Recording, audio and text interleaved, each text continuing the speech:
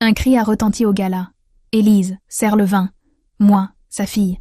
J'ai décidé de leur donner une leçon qu'ils n'oublieront pas. Moi, c'est Élise, 28 ans, prof de français dans un lycée parisien, près de Montmartre. J'enseigne Baudelaire à des ados boutonneux, corrige des rédactions bourrées de fautes et rêve d'écrire un roman. Un jour, promis. Avec mon accent du Sud, merci Nice, ses plages et son soleil, je fais tâche dans les soirées guindées de ma mère, Margot. Elle, 50 ans, ex-diva du théâtre, ne vit que pour les projecteurs. Ce soir, c'est son anniversaire, dans un hôtel particulier du 16e, avec lustres en cristal et champagne hors de prix. J'y vais en traînant des pieds, jean et chemise froissée sous mon blazer. Familial, qu'elle disait. Tu parles. À peine entrée, je capte les regards. Camille, la nièce star, 24 ans, exhibe une robe qu'elle a cousue elle-même. Couture éthique, blablabla. Théo, 26 ans, cravate impeccable, des bas placements boursiers avec des types en costard. Moi, je tiens un jus d'orange, parce que le vin c'est pour les adultes, dixit Margot l'an dernier. Et là, bim. Une vieille snob, fourrure sur les épaules, me tend son verre vide. Ma chère, du rouge, vite. Je cligne des yeux, hébétée. Pardon ? Elle fronce ses sourcils botoxés. Dépêche-toi, le service traîne. Le sol s'ouvre sous mes pieds. Elle me prend pour une serveuse. Margot, à 2 pas, éclate de rire, son chignon vacillant. Oh, Élise, ne fais pas ta timide, aide un peu. La salle glousse, complice. Mon sang bout.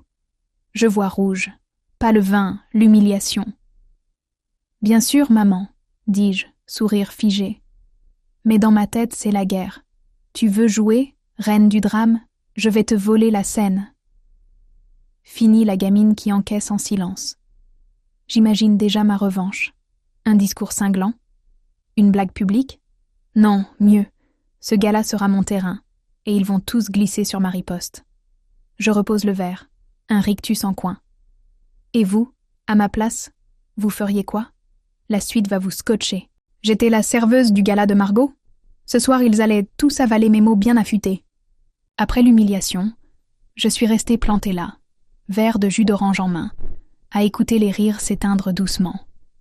Margot papotait avec ses invités, ignorant superbement mon regard noir.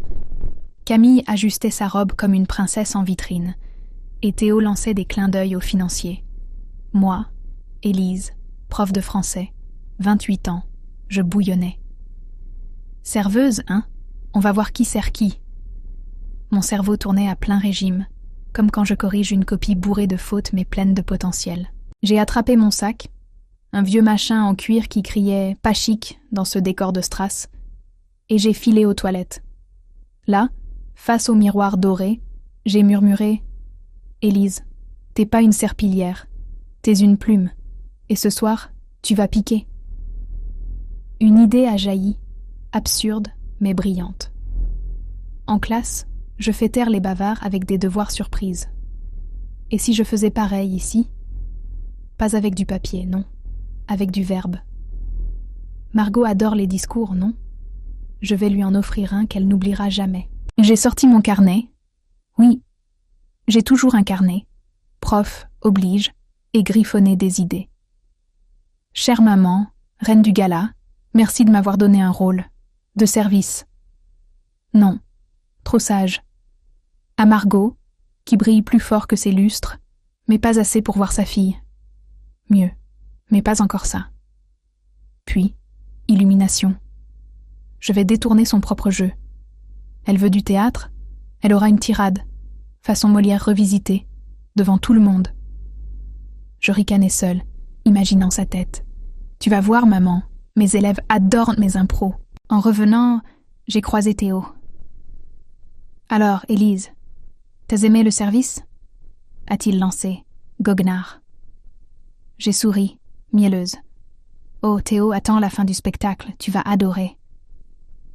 Il a froncé les sourcils, mais j'étais déjà repartie, carnet en poche. Mon plan prenait forme, et mon cœur battait la chamade. Ils allaient tous regretter de m'avoir snobé. Mais comment allais-je monter sur scène ? Et vous, vous auriez osé quoi à ma place ? Réponse demain. Margot voulait un gala parfait. J'allais lui offrir un discours qui ferait trembler ses paillettes. Le gala battait son plein. Les lustres scintillaient, le champagne coulait, et Margot trônait au centre, riant trop fort à une blague nulle. Moi, Élise, 28 ans, prof de français et bombe à retardement, je serrais mon carnet comme une arme. Mon plan ? Transformer son moment de gloire en une leçon publique. Pas de cris, pas de verres renversés, juste des mots, bien placés, qui grattent là où ça fait mal. Je me suis glissée près du micro, abandonnée sur une table par le DJ occupé à flirter avec Camille. Parfait, ai-je pensé, un sourire narquois aux lèvres. J'ai tapoté le micro. Un toc-toc résonnant qui a fait sursauter quelques snobs. Les têtes se sont tournées, perplexes. Margot, un verre à la main, a plissé les yeux. « Élise, qu'est-ce que tu fabriques ?» a-t-elle lancé, mi-amusée, mi-agacée. J'ai pris une grande inspiration, mon accent du Sud prêt à danser sur chaque syllabe. « Mesdames et messieurs, ai-je commencé voix claire, je suis Élise, fille de la reine du soir, ou plutôt sa serveuse attitrée. » Rire gêné dans la salle. Margot a haussé un sourcil, mais j'ai continué. Maman adore les rôles. Alors ce soir, je joue le mien. Un petit discours, rien que pour vous. J'ai sorti mon carnet, feignant l'impro. À Margot, qui brille comme un projecteur, mais qui oublie parfois d'éclairer ceux qui l'entourent. Un silence tendu. Théo a murmuré un « hola » à Camille, qui semblait prête à s'étouffer avec son champagne. J'ai enchaîné, théâtral.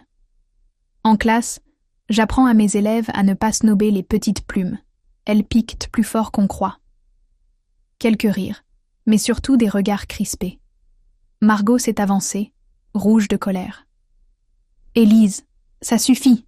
a-t-elle sifflé. J'ai souri, suave. « Oh, maman, c'est juste le début du spectacle. » J'ai lâché le micro sur la table, clang, et me suis écartée, cœur battant.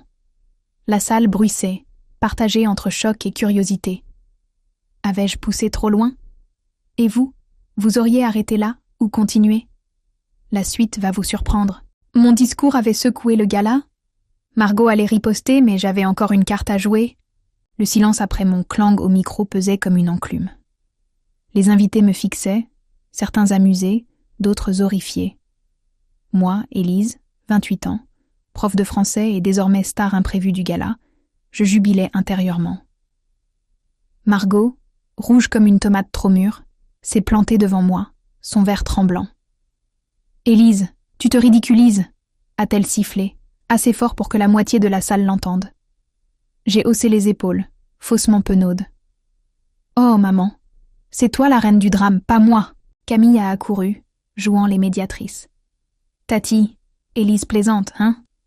a-t-elle dit, me lançant un regard suppliant. Théo, lui, ricanait dans son coin, murmurant à un type en costard. « Elle a du cran, la prof. » Mais Margot n'était pas d'humeur à rire. Elle a levé une main théâtrale, vestige de ses années sur scène, et a lancé. « Si tu veux jouer, Élise, monte sur mes planches, mais assume !» J'ai cligné des yeux. « Quoi ? Elle me défiait ? » « Un duo, toi et moi, devant tous !» a-t-elle ajouté, un sourire venimeux aux lèvres. Mon cœur a fait un salto. Un duel verbal avec Margot ? Mes élèves adoreraient, mais là, c'était du sérieux. « D'accord », ai-je répondu, voix ferme malgré la panique. « Mais pas de script, maman, juste du vrai. » La salle a retenu son souffle. Elle a hoché la tête, triomphante, pensant m'écraser. Moi ? Je voyais une ouverture. Si elle voulait du théâtre, je lui donnerais une comédie où elle serait la punchline. On s'est placé face à face, micro entre nous. J'ai attaqué « Margot, star déchue qui snobe sa fille pour briller seule. » Elle a riposté « Élise, petite prof qui croit tout savoir avec ses poèmes. » Les invités riaient, tendus. Mais alors que je préparais ma prochaine réplique, elle a glissé, à voix basse. « Tu crois que je ne t'ai pas vu grandir ? » Quoi ? Une faille dans son armure ? Mon plan vacillait. Et vous ? Vous auriez saisi cette brèche ou frappé plus fort ? À demain pour le twist. Margot m'avait défié en duel, ses mots m'ont désarmé, mais ma langue restait bien aiguisée. Le gala s'était transformé en arène. Moi, Élise, 28 ans, prof de français, face à Margot, ma mère, ex-diva de 50 ans, sous les regards avides des invités. Le micro crépitait entre nous, amplifiant chaque souffle. Après son « Tu crois que je ne t'ai pas vu grandir ?» j'étais sonnée. Était-ce une attaque ou un aveu? Mes neurones patinaient, mais mes lèvres, elles, avançaient toutes seules. « Oh, maman, tu m'as vue, mais seulement dans ton décor, pas dans ma vie. » ai-je lâché, un rire nerveux dans la gorge. Elle a plissé les yeux, son chignon vacillant sous l'effort. « Ta vie? Une salle de classe et des rêves en l'air » a-t-elle rétorqué, cinglante. La salle a ricané, mais j'ai riposté. Mieux que tes planches poussiéreuses et tes faux applaudissements. Un ou collectif a fusé. Théo s'est étouffé avec son champagne. Camille a murmuré « Elle est folle ». Moi, je dansais sur un fil entre colère et jubilation. Mes élèves auraient adoré ce clash, mais Margot a changé de ton. Elle a baissé la voix, presque tendre. « Tu crois que je voulais ça, Élise? Te pousser dehors ?»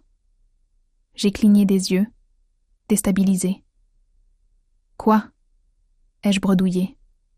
Elle a soupiré, théâtrale mais sincère. « Quand ton père est parti, j'ai dû briller seule pour nous deux. J'ai raté des choses, oui. » La salle était suspendue à ses lèvres. Moi, je vacillais. Était-ce une excuse? Une manipulation? Mon plan, la ridiculiser, s'effritait. « Et moi, j'ai dû grandir sans toi, » ai-je murmuré, oubliant le micro. Un silence lourd. Puis, elle a souri, triste. « Tu es plus forte que moi, Élise. » Quoi? La reine du gala s'inclinait? Les invités chuchotaient, perdus. J'ai lâché un « Attends, quoi ?» maladroit, et elle a tourné les talons, laissant le micro orphelin. Mon cœur battait à tout rompre. Avais-je gagné ou perdu? Et vous auriez cru à ces larmes ou poussé plus loin? La suite va tout renverser. Margot m'avait désarçonné avec ses aveux. J'allais reprendre la scène et leur clouer le bec. Le gala était figé. Margot venait de lâcher sa bombe. « Tu es plus forte que moi », avant de s'éclipser comme une tragédienne en fin d'acte. Moi, Élise, 28 ans, prof de français, je restais là, micro en main, bouche bée. Les invités me dévisageaient, murmurant entre eux. Théo a haussé les épaules. « Elle est barge, ta mère. » Camille, elle, triturait sa robe, mal à l'aise. Mon cerveau pédalait dans la semoule. Était-ce une victoire? Une manipulation? Mon plan de vengeance, faire de Margot une blague, avait déraillé, mais je n'allais pas lâcher. J'ai repris le micro, un rire nerveux m'échappant.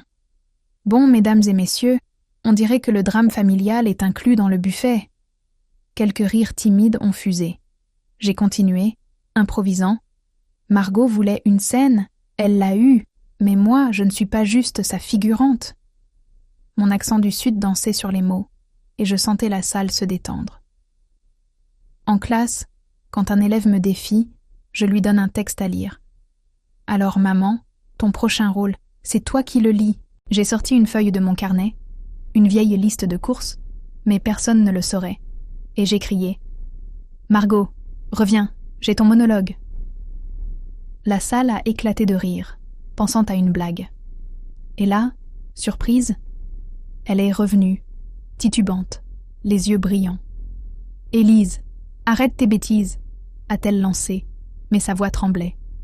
J'ai tendu la feuille. « Lis ça, où je raconte ta pire audition ratée. » Elle a blêmi. Elle savait que je connaissais l'histoire du costume déchiré en 98.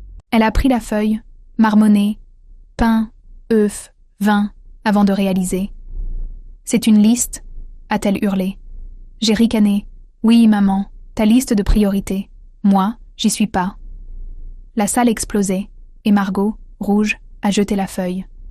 Mais son regard a croisé le mien, et j'y ai vu... Quoi? De la honte? De l'admiration? J'ai lâché le micro, essoufflé. Allait-elle craquer? Et vous, vous auriez bluffé comme moi? La suite va tout changer. Margot avait mordu à mon bluff. Le gala allait finir en éclats.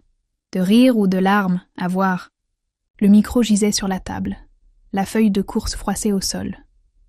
Moi, Élise, 28 ans, prof de français, je fixais Margot, essoufflée par mon coup de théâtre. La salle riait encore. Certains applaudissaient, pensant à une farce géniale. Margot, elle, était figée, son chignon à moitié défait. Un exploit pour une ex-diva. « Élise, tu dépasses les bornes », a-t-elle grondé. Mais sa voix cassée trahissait autre chose. De la colère, oui, mais aussi une fissure. J'ai haussé les épaules, un sourire en coin. « Maman, tu adores les scènes. Je t'ai juste donné un public. » Théo a crié. « Encore !» comme un gamin au cirque, tandis que Camille secouait la tête, dépassée. Mais Margot n'a pas ri. Elle a ramassé la feuille, l'a lissée d'une main tremblante, et a murmuré « Tu crois que je ne t'aime pas, hein ?» J'ai cligné des yeux, prise de court. « Quoi ?» ai-je balbutié, mon accent du sud trébuchant sur le mot. Elle a levé les yeux, brillants de larmes, vrais ou crocodiles, mystère. « Quand ton père m'a laissée, j'ai dû tout porter. Toi, la maison, mes rêves brisés. J'ai cru que te pousser te rendrait plus forte. » Un silence glacial. La salle retenait son souffle, moi aussi. « Et regarde-toi », a-t-elle ajouté, un sourire amer. « Tu l'es. » Mon cœur a chaviré. Était-ce une excuse ou un dernier rideau? J'ai ravalé ma réplique cinglante, hésitante. Puis, j'ai ri. Un rire clair, libérateur. « Maman, t'es une mauvaise actrice pour les regrets », ai-je lancé. Elle a froncé les sourcils, mais un coin de sa bouche a tressailli. « Et toi, une prof trop maligne », a-t-elle riposté. La salle a éclaté de rire, et pour la première fois, on s'est regardé sans haine. J'ai tendu la main. « Trêve ?» Elle a hésité, puis l'a saisie, faiblement. « Trêve ?» a-t-elle marmonné. Les invités ont applaudi, émus ou soulagés. Mais un doute persistait. Était-ce fini? Et vous, vous auriez pardonné si vite? La fin va tout sceller. Margot et moi une trêve? Le gala allait finir en beauté, mais ma plume gardait un dernier mot. Les applaudissements résonnaient encore. Moi, Élise, 28 ans, prof de français. Je tenais la main de Margot, ma mère, sous les lustres du gala. Son chignon était en ruine, mais ses yeux brillaient. Pas de larmes, cette fois. Juste une lueur étrange. « Trêve », avait-elle dit, et la salle avait explosé, pensant à un happy end digne d'un film. Théo a lancé « Vous devriez faire un duo comique ». Camille, elle, pleurnichait dans sa robe. « C'est trop mignon », j'ai lâché sa main, un sourire en coin. « Mignon ? Maman, on n'est pas dans un conte », ai-je glissé, mon accent du sud claquant comme une blague. Elle a ricané. « Non, dans une de tes leçons tordues. » Pour une fois, on riait ensemble, pas l'une contre l'autre. J'ai ramassé mon carnet, froissé mais victorieux. « Bon, je rentre corriger mes copies », ai-je lancé, théâtral. Margot a haussé un sourcil. « Sans un dernier verre ?» J'ai hésité, puis pris un champagne. Pas de jus d'orange cette fois. En sirotant, je l'ai regardé. « Tu sais, maman, t'as pas tout raté. J'ai survécu. » Elle a hoché la tête, murmurant « Plus que survécu, Élise. » Un aveu, discret mais réel. Les invités reprenaient leur bavardage. Le gala retrouvait son éclat, mais nous, on avait changé quelque chose. Pas une grande réconciliation. Trop cliché, juste un pas. Prochain gala, je viens en prof, pas en serveuse, ai-je plaisanté. Elle a souri. Et moi, je te mets en tête d'affiche. Je suis partie, sac en bandoulière, laissant le bruit derrière. Dehors, l'air parisien était frais. J'ai sorti mon téléphone. Un message de Margot.